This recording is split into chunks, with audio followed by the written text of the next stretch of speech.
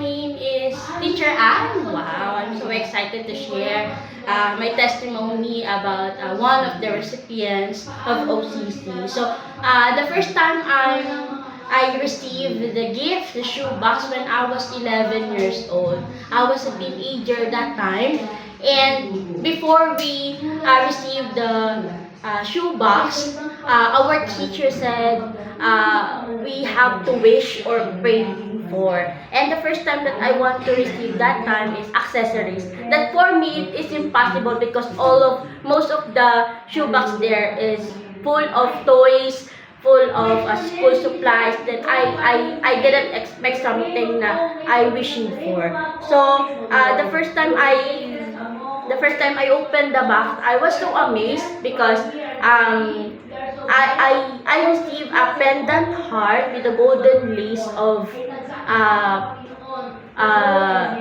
necklace. And ayun, the first time na I saw it, I was teary-eyed that time because I know that I was a teenager that time, and I know my parents didn't afford to buy me that time, and that is my prayer, no? And then I received the boxes from CLGF, Christ the Living God Fellowship, somewhere at Mendez, headed by Pastor Anelia Abella. That is my first time gift I received for myself, and I thank the Lord for that. And now, I am honored to be part of OCC as a team leader of our own church with my husband, because my husband is a pastor now, and now I have two kids that I want to share this story for them, because I know that the Lord is there for us, and whatever they wish for, like a toys or something, it will be memories to remember po, and it was a blessing for us po. And during the discipleship lesson, the moment that I remember is to be true to yourself.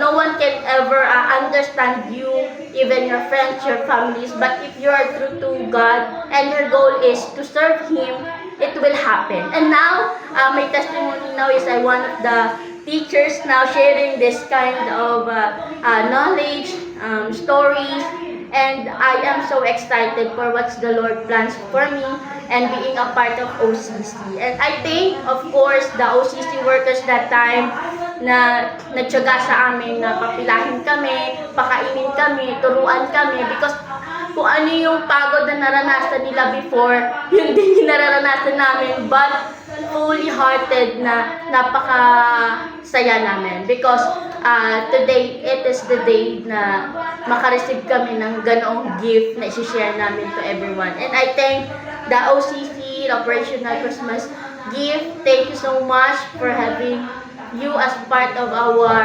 childhood memories. Thank you so much.